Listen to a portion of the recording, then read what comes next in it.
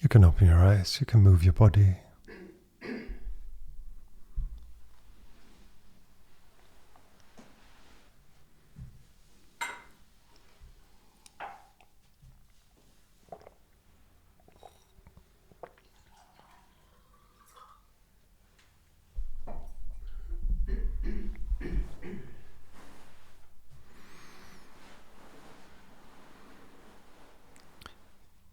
It's so easy to feel overwhelmed by the mind.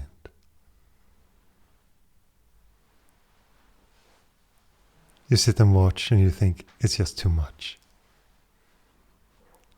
Too many thoughts.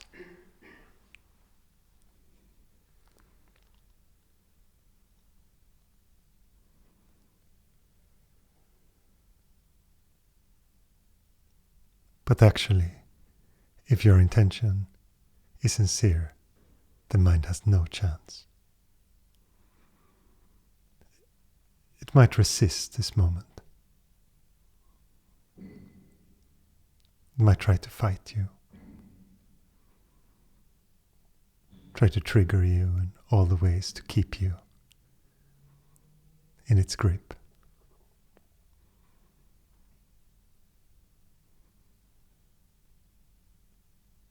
But if there is enough doubt for that inner voice to just not listen to it, then it's already lost its game.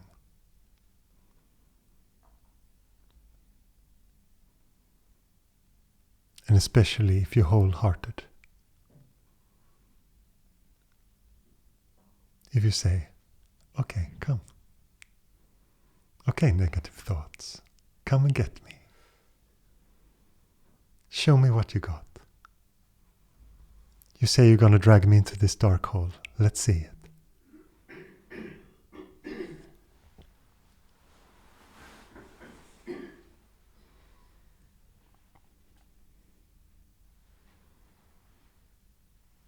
Because there has to be a game for it to continue.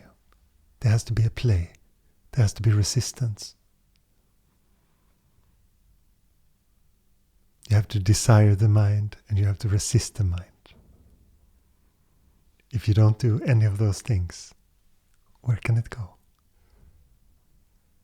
What can it take? What can it steal?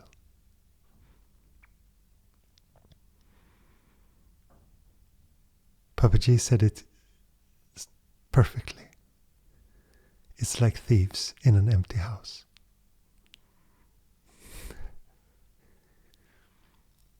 If you don't believe the inner talk, what can it do?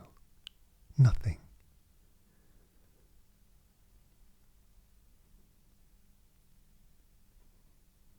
It does not have an effect because it is not real. It only has consequences in belief. You understand?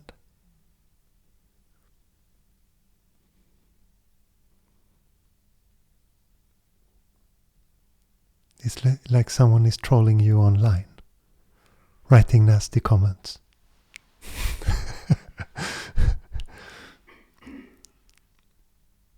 It's the distance that makes it into something. If they would meet you, they would just be really polite and nice.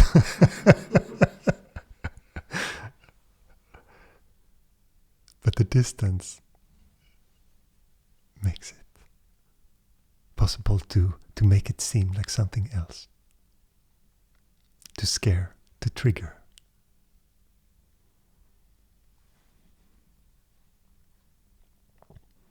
This is very much what the egoic mind tries.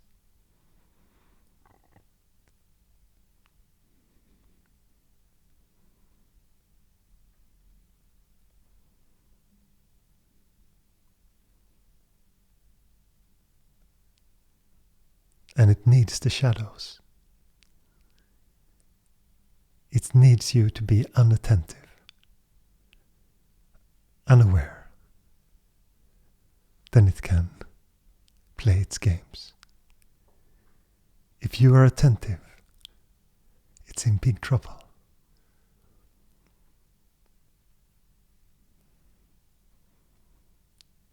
the egoic mind has to become more subtle then. It has to hide. Not be so straightforward, because it knows that you're always watching.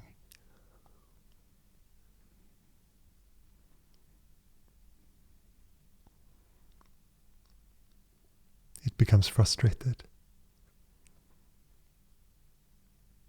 And it can try things in desperation, even scream.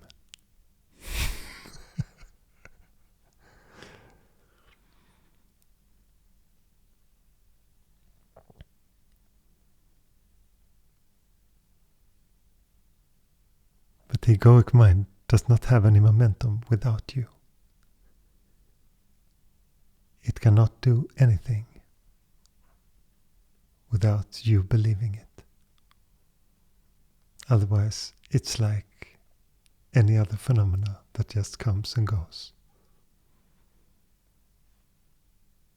You have to believe that there is something important in it, and that it says something deeply profound about you, for it just to be able to continue.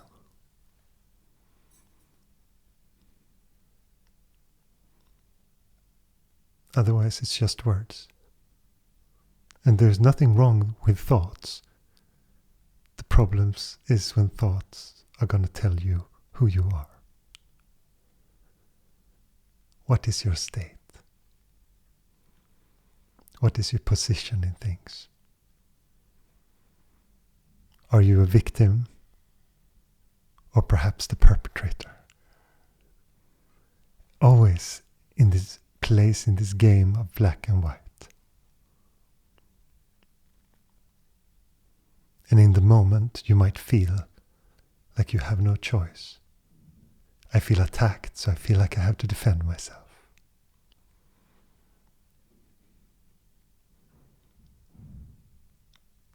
And in a way that is true. When you're triggered, you bought the ticket and you go along for the ride.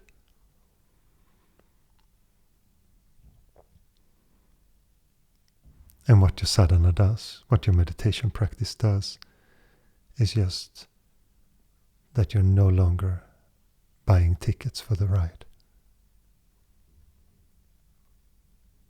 You're aware of this moment. You start to see where the seed is planted. Where the egoic mind presents a thought that can be bought.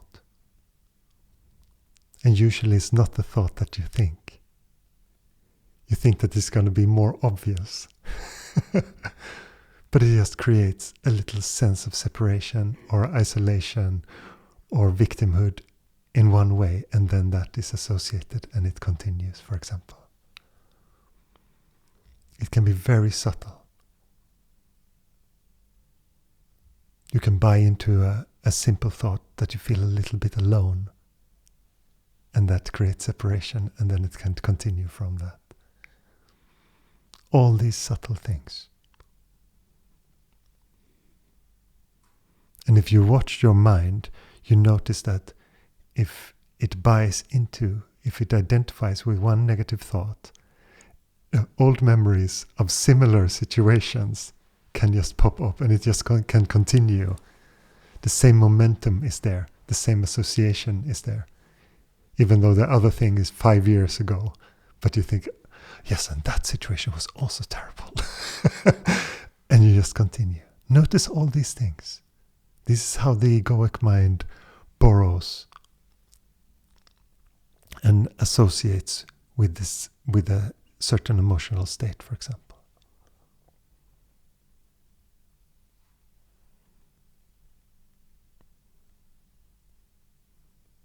And as soon as you do not react,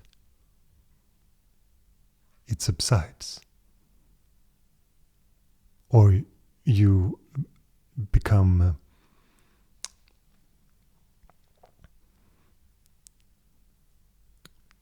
as soon as it comes, you want to explore. This is also very bad for the egoic mind, because it takes away the momentum of being a victim,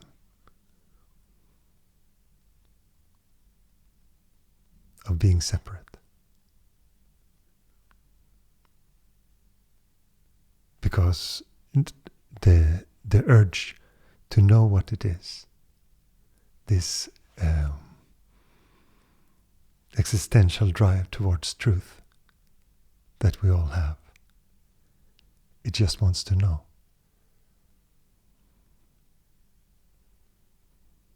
It just gets confused sometimes because it identifies with the personal. So it becomes a personal quest.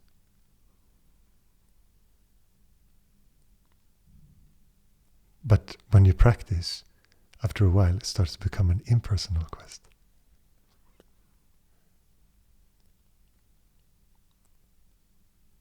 Because the interest in fulfilling yourself will not be there. You just want to know what is. Because all the gathering and all the fulfilling, you see what it does. It creates a stronger me. It creates stronger separation.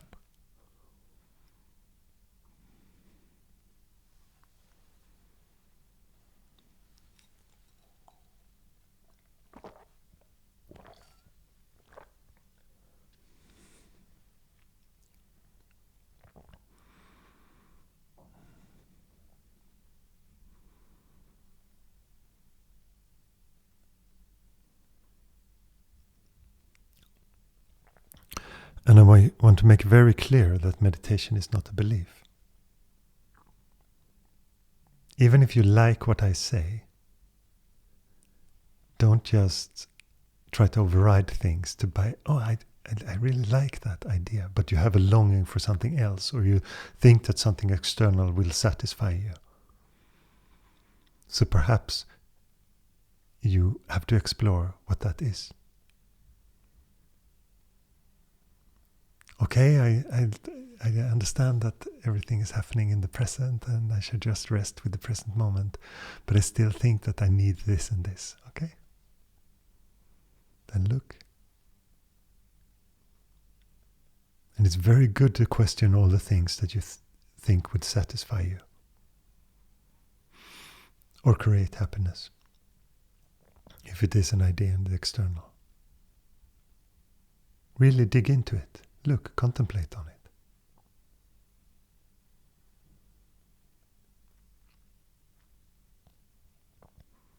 And I understand everyone who feels scared about this. If you feel fearful when we talk about these things, that is very natural. That is normal, I would say. Because you question the whole structure of your intentions. And for many people, they are grounded in, they're so identified in hope. They have an idea that the future will be better. Now life is a bit so-so, but the future will be better. And this shakes that foundation.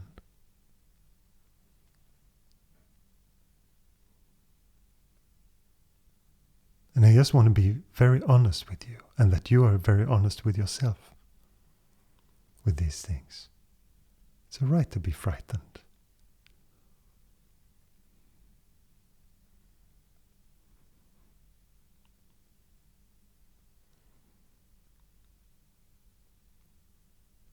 Because from the egoic mind's perspective, there is just hope and hopelessness.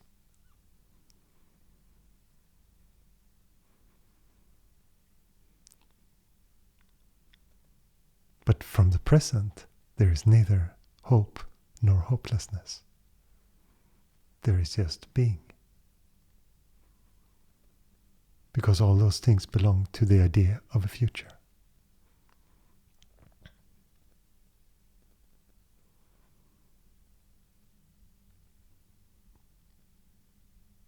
And from this point of view, meditation requires courage. Because you have to look, even where you're uncomfortable.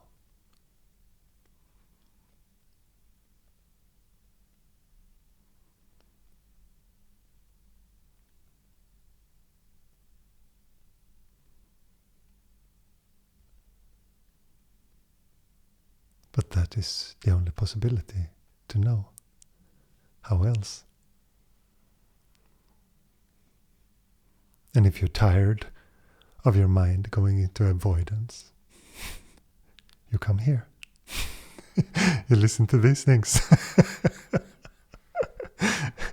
If you're still caught in the loop of avoidance, you don't want to listen to me. I don't think.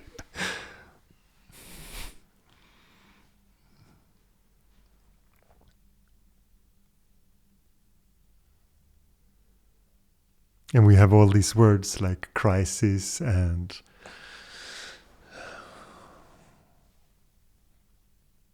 those kind of things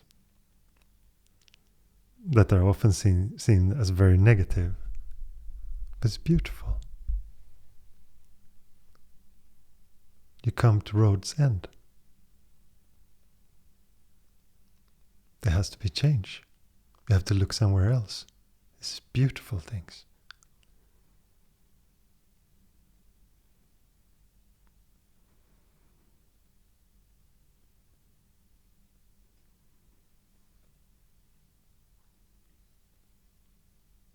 Isn't it someone who said that doing the same thing over and over and believing that the results will be different is the definition of insanity? It's Einstein.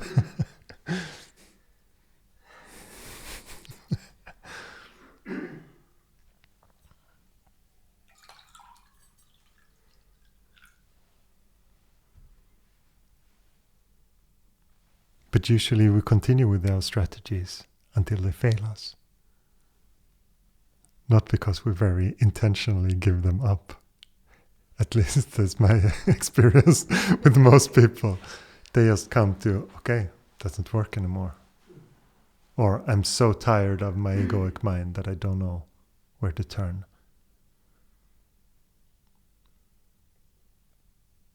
Or you have a big crisis.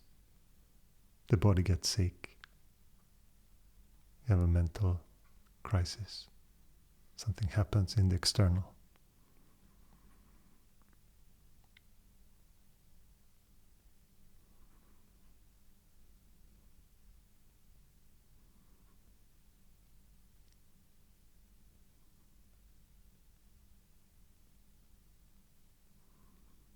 And sometimes it reveals just beautiful things. Maybe you didn't think that you were a spiritual person, and your crisis just reveals, oh, this is really important to me. This is what I want to look at. More important than other things that I thought were super important.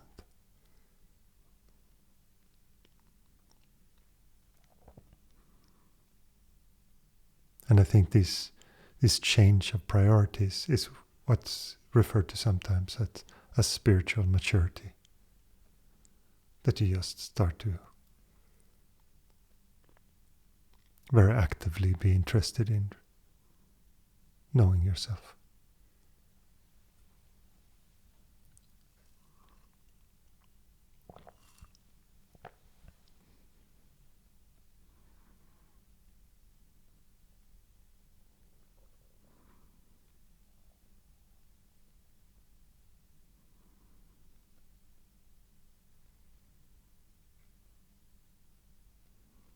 And there are so many schools of meditation that talk about your sadhana and how much effort you should put in.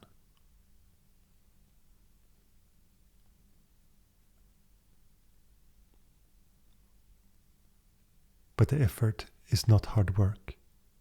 The effort is just sincerity. Can you understand the difference between that?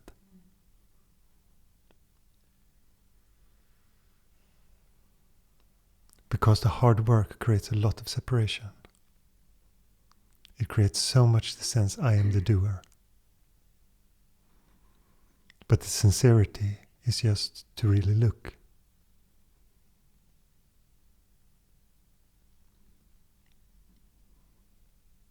To have the hard conversations with yourself. To look at the things that you don't like.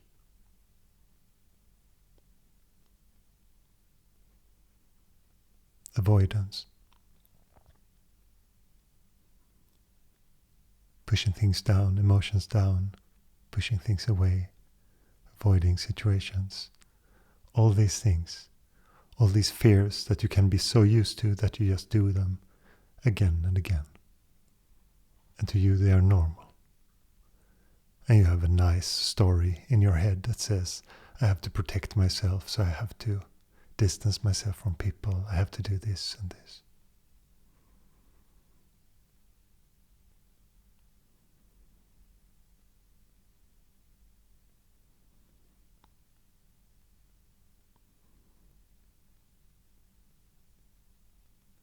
But they're always challenged. The beauty of the universe is that it will come again and again and challenge your fears.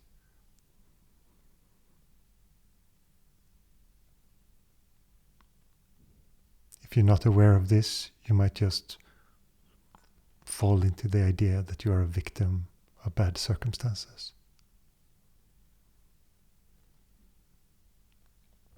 But if you're aware, you see that it will show you.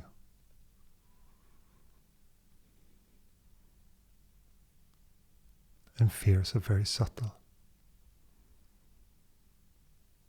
Fear of not being loved. Fear of being alone. The fear that no one will understand you. That you will go crazy.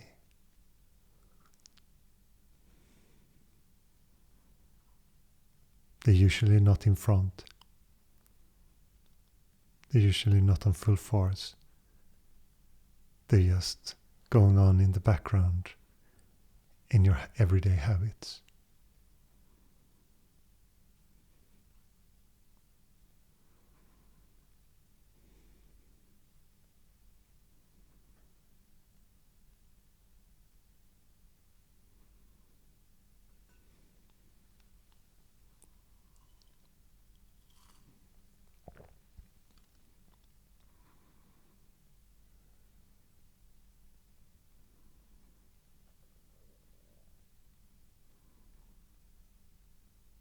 I heard so many times people say, but I don't feel afraid. No, that's because your fear is normal to you. You're completely blind to it. But your behavior, it comes through your behavior.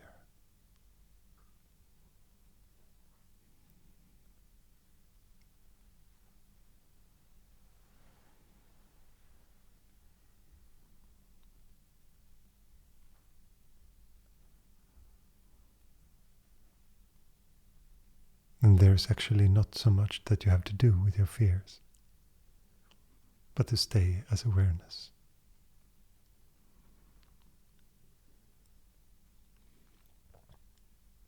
Because it will highlight those things.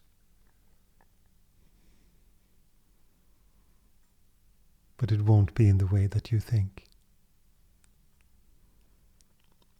It won't be that you pinpoint your fear and then it goes.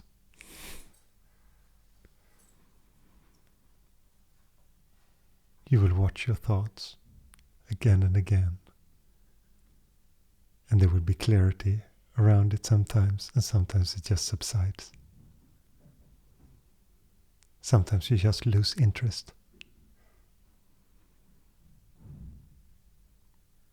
This is the beauty of meditation. But it also can take a long time before you recognize that the fear is gone. Something that you looked for in others, in recognition, or them to accept you. Suddenly you notice that you don't care.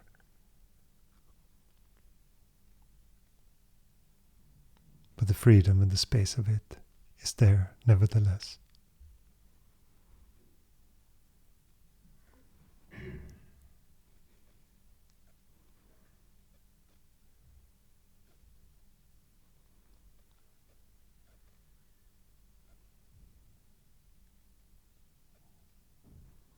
And I many times took this example of this woman who came to me and listened for my talks for a year and said, I don't really know what meditation does, but my family has become much nicer. And that is much more how it's such a good explanation of how the effect of meditation is.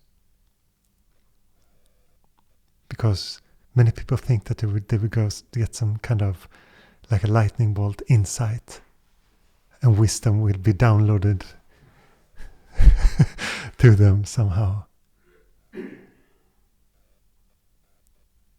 And the everydayness of meditation is just that the mind is spacious. That you take a walk in the park and sit on a bench and you just watch how everything unfolds. And it's just beautiful.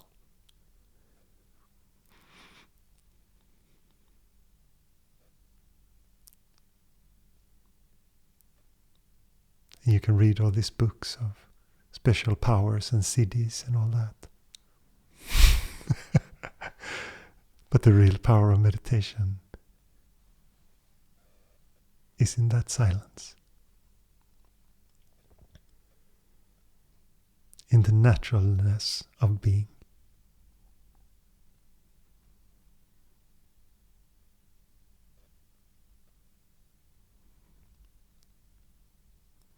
Last week they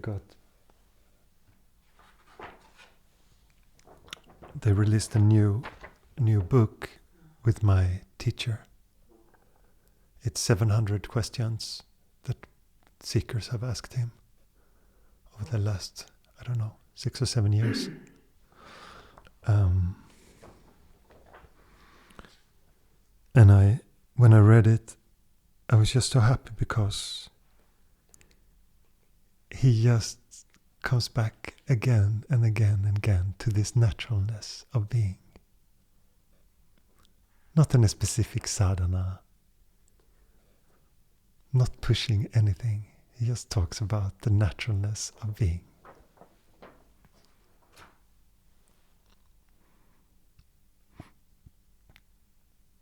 Not work hard.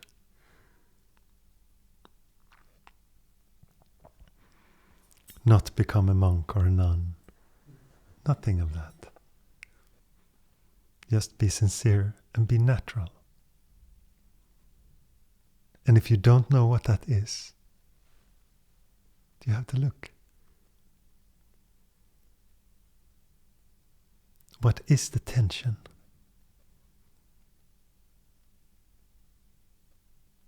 What is tension? It's just upholding of ideas, time and time again. The same ideas come, the same thoughts come every day in your life.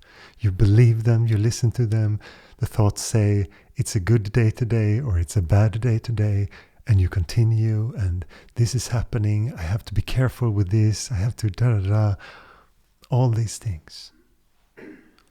All these things, this sense of separation creates that tension. And it has to be upheld. It's so beautiful that it is like that. That meditation is not something that some people have a lot of talent for and they have a chance to be happy and free and the others are a bit fucked. It is just to find that naturalness with the moment.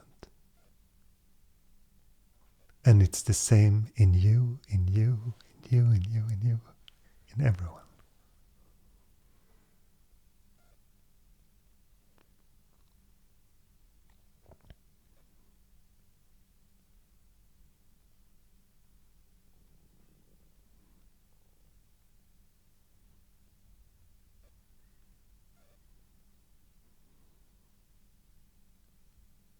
And when people ask, but is there nothing that I can really do? And usually for many there is a sense of that you can commit to it. Many people are 1 foot in spirituality. You understand what I mean by that? You have one foot in, but you're one foot out. So you don't want to be both feet in, because that seems a bit too much. It seems scary.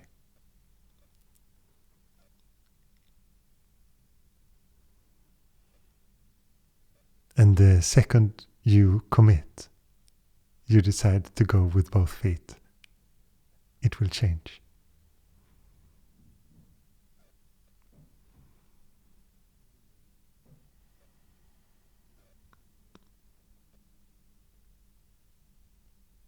And I think, as you have heard me talk about many times, for many people it feels like there is a cliff.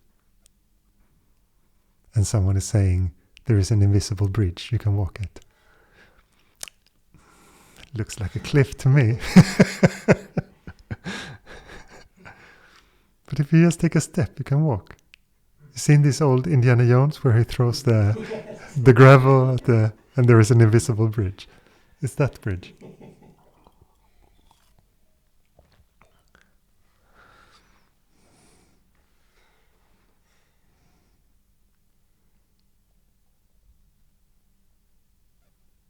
And that's when we come to the question of faith and to trust.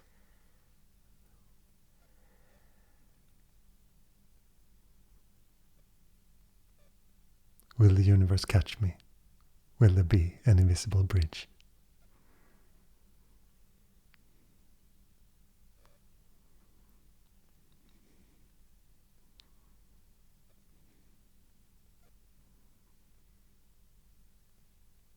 And that step for many people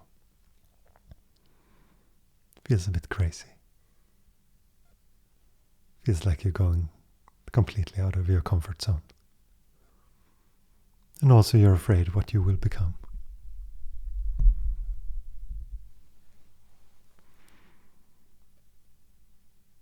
You will become some crazy religious person,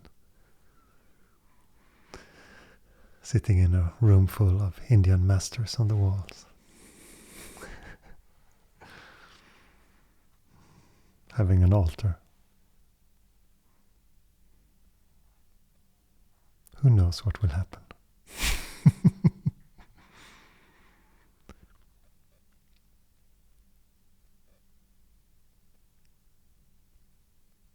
And the beauty of how things change, things that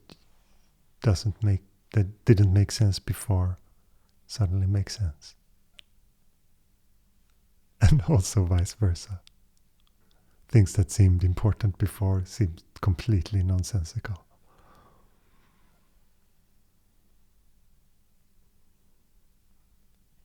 So there's the fear of loss, the fear of change, the fear of what will happen.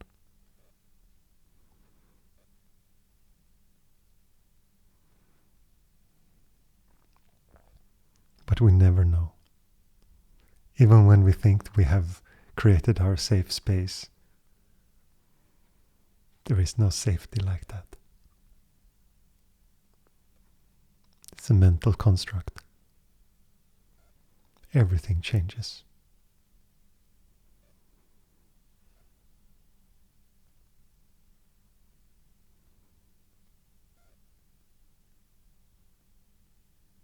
And the embracing of that is what we call faith or trust.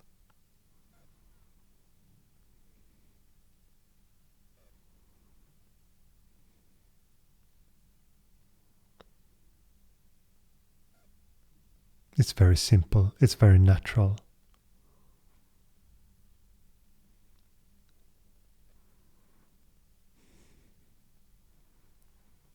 But the little sense of me can resist it a lot.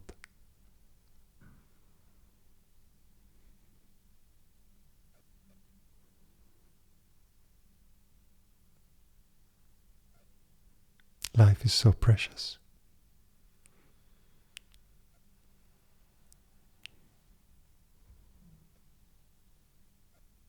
This moment is everything there is.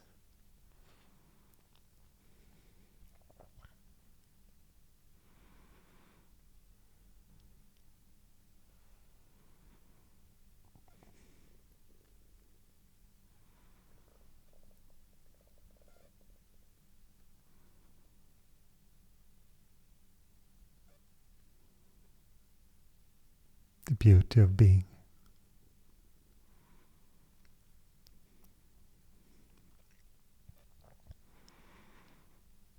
The sense of falling in love with this moment itself.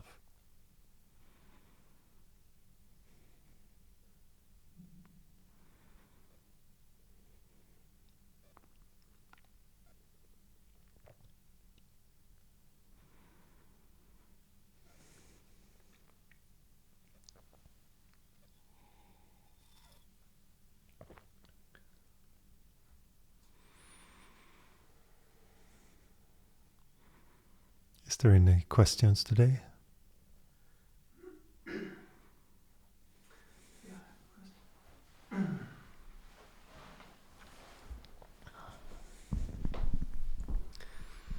Like a question or some thoughts about time.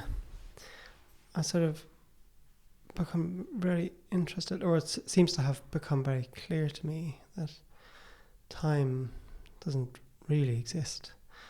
That we just make these stories about everything in ourselves. And I know you've talked about how, you said it today, that how now is the self. It's the same thing, unless I misunderstood you. Or that now is the same as who you are. Yes. Yeah. And it seems, and also you've spoken before about that there's just, the world is just unfolding. And it seems like the ego creates an idea of time, that there's a person in time, moving through time. Like I feel like I'm here in my spiritual journey and I want to be there, and then I will feel. And so we make all these things about time, that with this idea that we have been on this journey for a certain amount of time, that has some value, and then that we'll be in the future with, and then retroactively we'll have thoughts about the past in the future, thinking about how now everything is great. It's just like we make this crazy.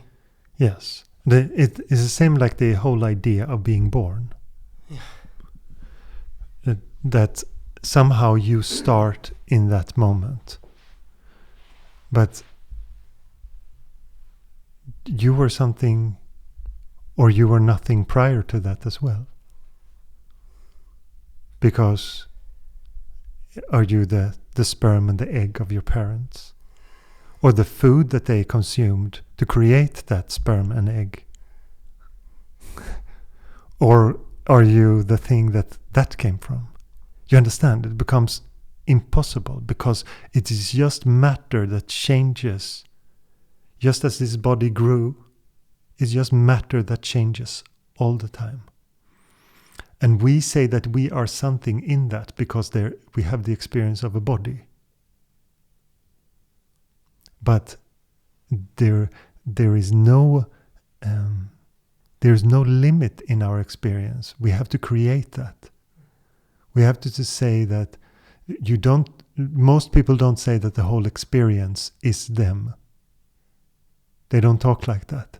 They say, I am a limited phenomena in my experience, right? But there is nothing that proves that, really. It's just that is a common belief. It's much more logical. If we're just going to base it on logic, it's much more logical that we are the whole experience itself.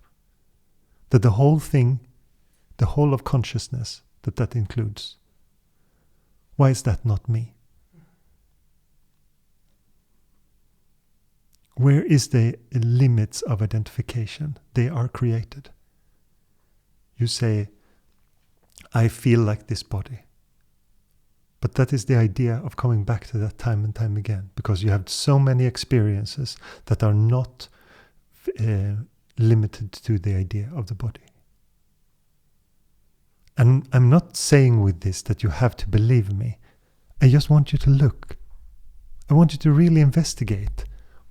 What is this experience? Really look at it. What is it that makes you differentiate between yourself and other. And in certain moments it feels like there is no differentiation. Why is that?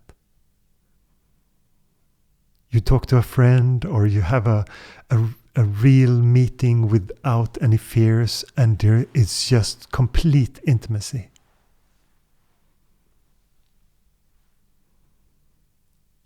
And in the next interaction, you're very much separate. You don't want to have anything to do with that person. And I'm not saying that you should try to alter your behavior to simulate that you are another. You understand? Don't go into all those. Really look.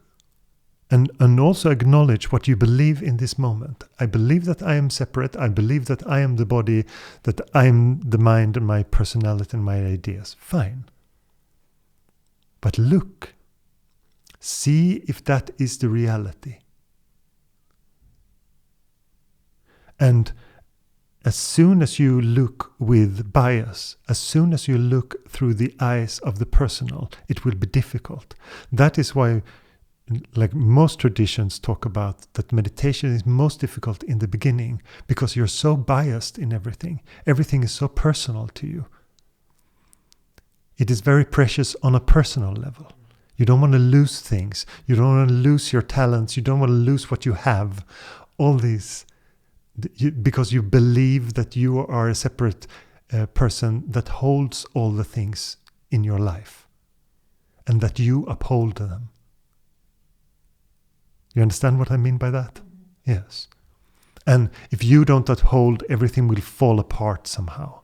But life, that's why I'm saying life always just unfolds. It just happens. The universe takes care of it. But if we don't have the faith in that, we go to the egoic mind and we create an idea of the separateness, and then we see everything through that. And we say, I did this. I am creating my life.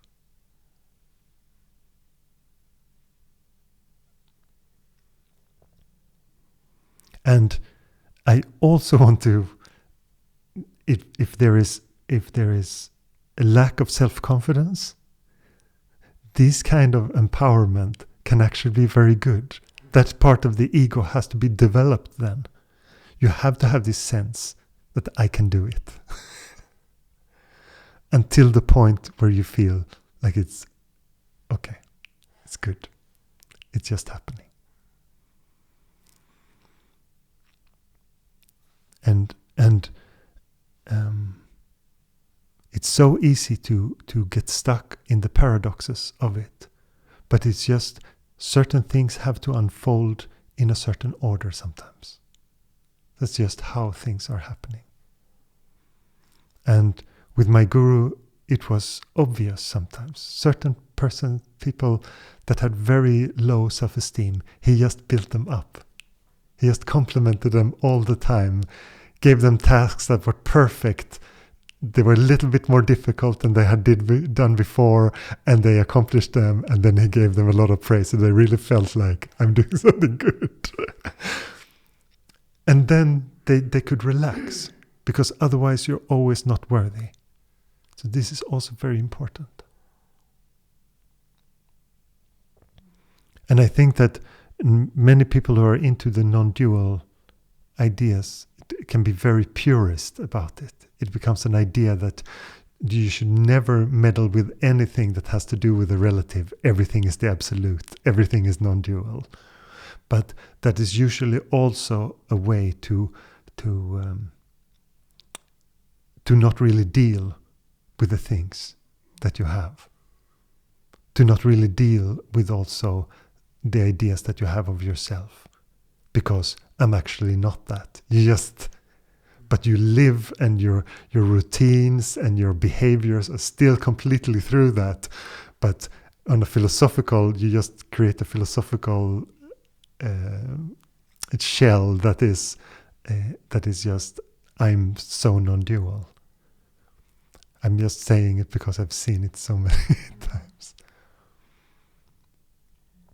And also it can be very difficult to be honest with things like that you have low self-esteem or low self-respect or whatever that could be. That maybe you don't want to recognize that. And maybe you have it also in certain pockets. That you have really good self-esteem when it comes to certain things, but terrible when it comes to relationships or a certain area which you might find very important to you.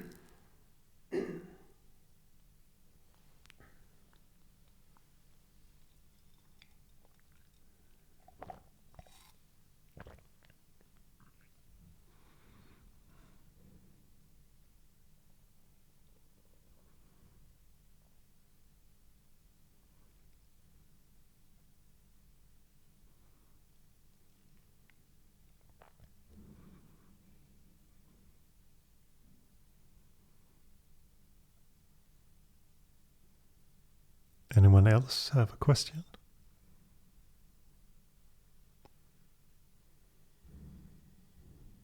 Yes. Wait. Give you some volume. Can you speak up a little bit? I can try. Yes, very good. Thank you. Yeah. So I'm wondering, can there be a time in this process of letting go more of the identification with the ego, where I'm noticing like the things that before satisfied me was more through the egoic mind, and that has become less satisfying. So I'm not like pursuing that anymore. But I think what you said about the bridge, like you're feeling like the things that gave you maybe joy, I'm noticing like the things that gave me joy and pleasure before are not doing it now. But then there is this sense of emptiness. Like, I don't really know. Like, I want maybe to go on the bridge, but I'm not trusting it. And I'm stuck I feel like I'm stuck somewhere. Maybe it's my mind telling me that. I don't know, but that's my experience. Yes. Like, what to do now. Like, I feel the mind is quite quiet. I feel I can be present.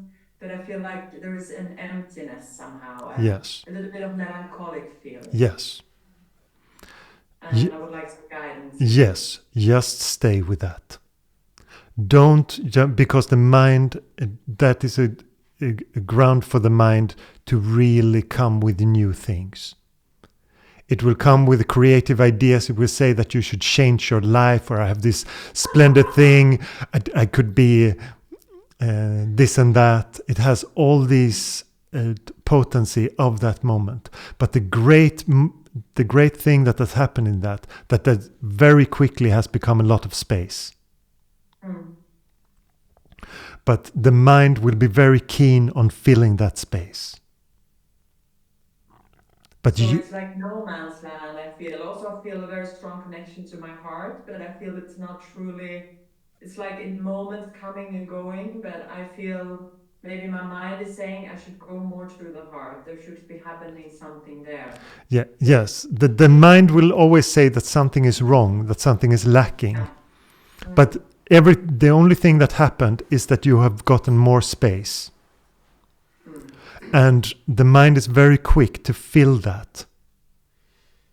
It's going to be very creative and very seductive in that. So see if you can just stay with this. If there is uncertainty, that is fine. Because that is a part of also the natural beingness. Because you don't know what will happen. But you have never known what will happen. And even then, when the mind says that it knows what's going to happen, it does not know. So this uncertainty is just because there is mind with it. And it says, we have to know. No, you don't. Because you have never known. And you will never be able to know. So that uncertainty is also a natural quality of this moment. And the difficulty for most people is to stay with those. Can I stay with that emptiness? And if you do that for a while, you will perhaps still have this thirst for something. You will still feel like there is a thirst that has to be quenched. But that thirst is just is quenched by faith. And when that longing becomes big enough, but most people just fill it with something external, another idea, another version of the person, another thing. So just stay. Okay. And see if you can start to be comfortable. And see what naturally comes in you. If there naturally comes a longing for to bow to something greater, or however it is expressed in you, it will be very clear. And it will feel like there is no other way of doing this. I have to take... Good to hear. Sorry? That feels very good to hear. Like there will maybe be some more clarity down the road. Yes, because you will be comfortable with being uncertain. Because you will understand that it's natural. All these things will come. And also, what should I fill all this space with? Will no longer be a question, because it's just so lovely to be as you are in that spaciousness. But in the beginning, it's uncomfortable because you're so used to filling it with something.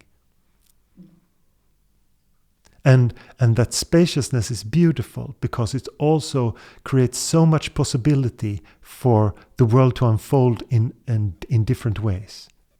If there is no fear in that, and even if there is a little anxiousness with it, because it feels uncertain and it feels very new, it has this possibility of the universe just unfolding. Because the more you have ideas, the more you have expectations, the smaller your palette of things that are possible to happen. Life becomes smaller from that. And the more spacious you are, the more possibilities there are. And you will just see that the expressions that can happen are innumerous and has a much greater variety than it has had before, when you expected more. And you were more focused and had more ideas of what it should be. And the relaxation into these things just allows everything to unfold very naturally. Because as we talked about before, otherwise this idea of the doer will be so prominent. And the idea that you are the one upholding your life will be so prominent that takes all the focus.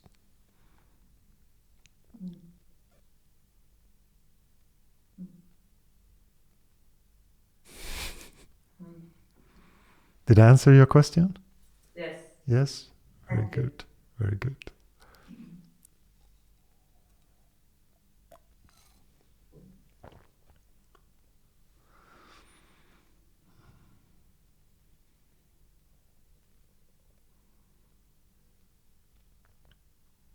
Someone else?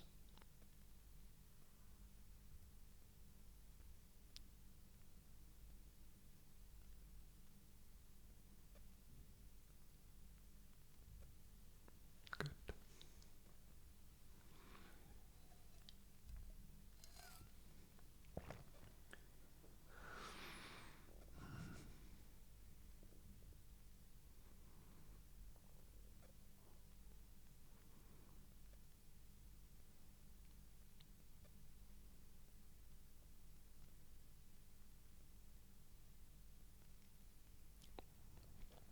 I think that the general conversation about what spirituality is, and that I hear from many people, and what the actual practice is not really in sync.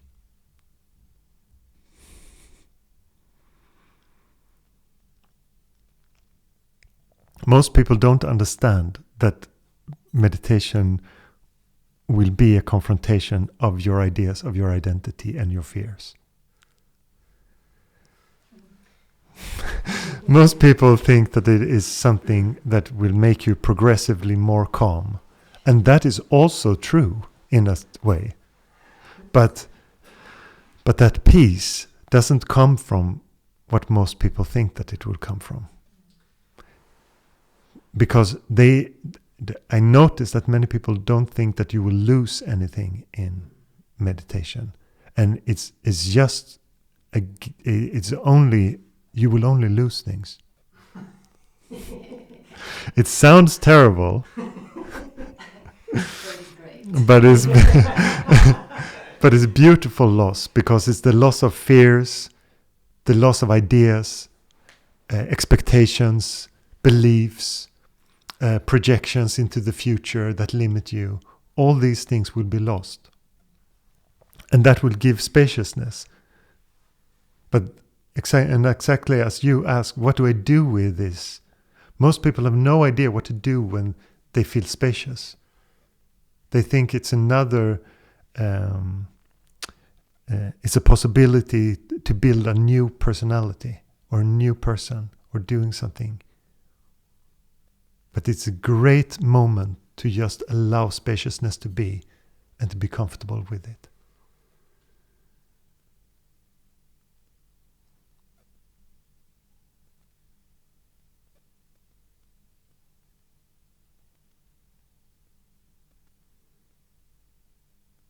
And to be real about what the spiritual practice is.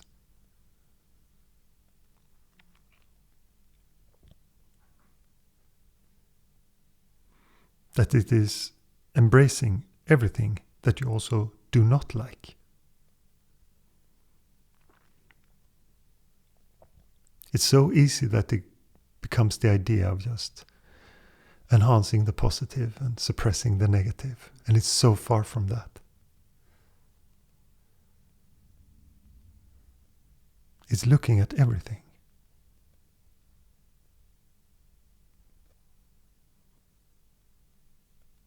Shame, guilt, all the things that you don't like to look at.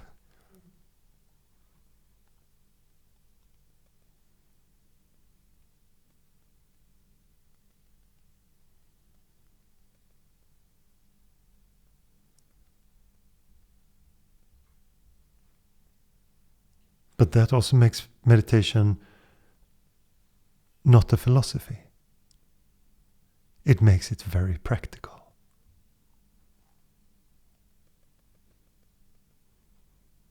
And when people say to me that I'm not really into those things that are so out there,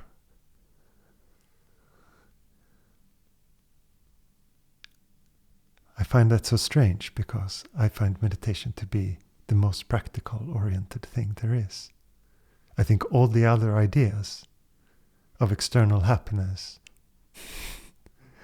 and what the world is and relating very dual to everything, that is much more convoluted and just based in belief. To find out what is life, I think that is the most beautiful, most practical thing. And that you, through being aware and staying as awareness, can see what this is.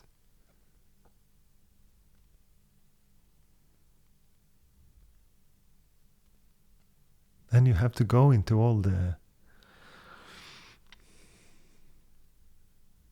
small traps and ideas that you have, that go for a while and trying to be alert in every moment, feeling that you are the meditator so strongly, and you fight with that for a while until you understand that you can relax into it.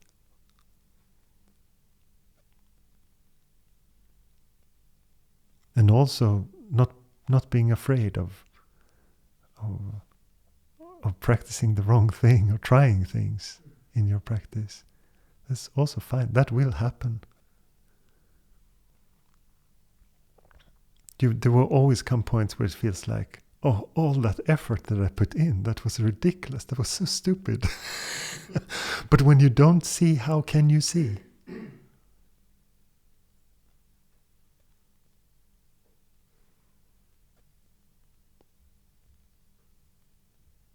And just to have enough clarity to also not be too stuck up with doing everything in the practice yourself. Come to satsang. Ask your questions. Even if you feel stupid doing it, or I should be beyond that by now, or whatever you might think. Those are the best things. If you have questions that embarrass you, just let them out. It's a beautiful thing. It can go so quickly then.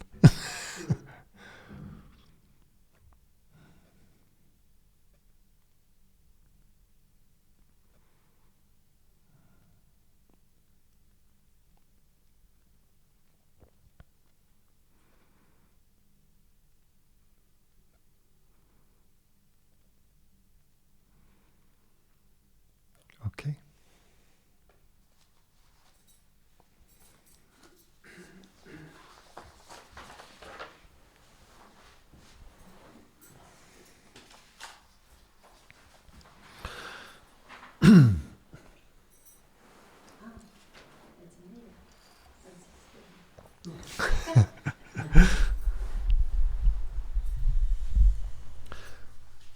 Yes. Gonna sing a bhajan? Thought we were gonna sing one to Shiva. Om Namah Shivaya. Om Namah Shivaya. Om Namah Shivaya. Shiva Om Namah.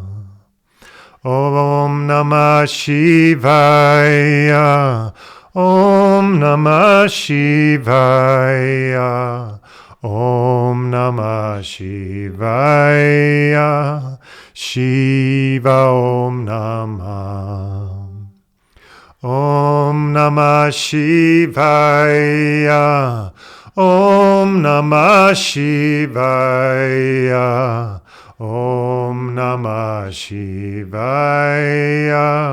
Shiva Om Namah. Om Namah Shivaya. Om Namah Shivaya. Om Namah Shivaya. Shiva Om Namah. Om Namah Shivaya. Om Namah Shivaya. Om Namah Shivaya. Shiva Om Namah.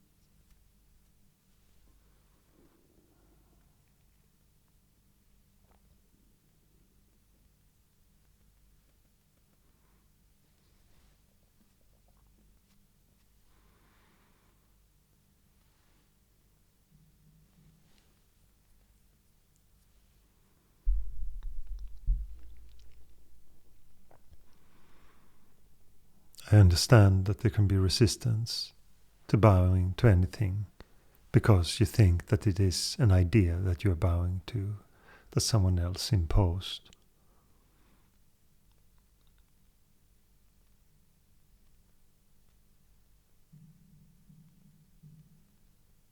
But it's not an idea.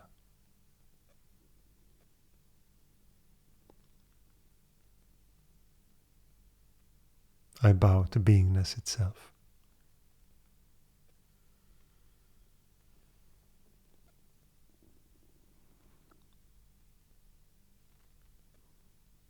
And it was such a beautiful moment when my guru, everyone bowed to him in India, they touched his feet. And when everyone left, and it was only the sadhaks, we were the only ones left, he touched his own feet and bowed.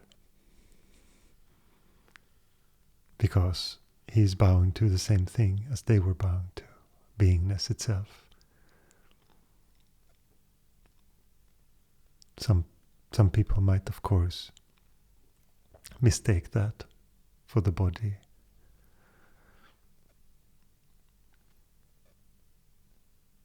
But that was beautiful, I think. And that is the only thing that you should bow to.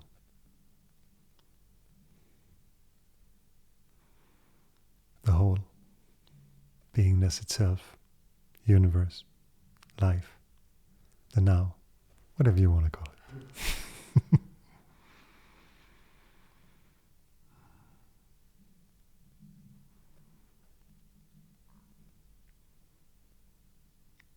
And it is not something separate from you. It is, as Rumi said,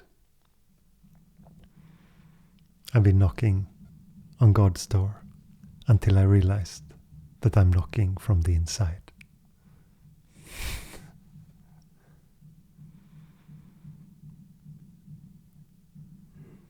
You are not separate from this beingness.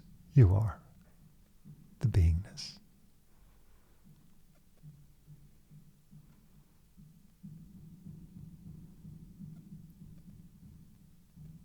So in a sense, you bow to yourself in the most impersonal way.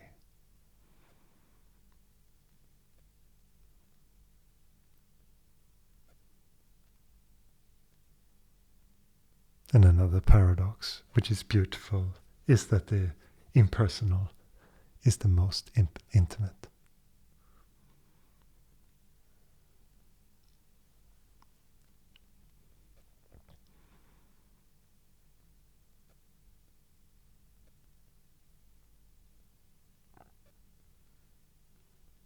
When there is no difference between you and life, it is the most intimate experience.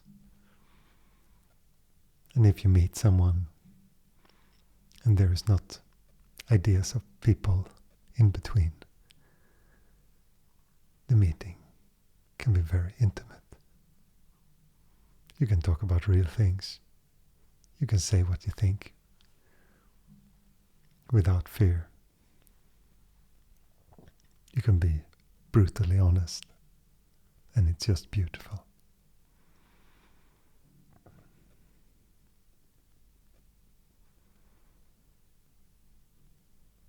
That is the intimacy of the impersonal. And I know that it is happening in your life at different degrees.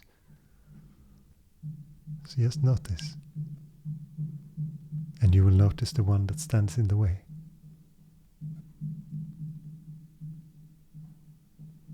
The idea of yourself that you believe in that creates separation.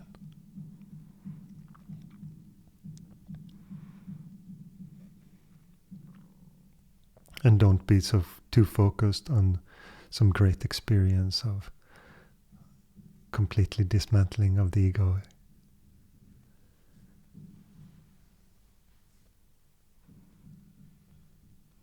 Because if you stay as awareness, your life will be full of joy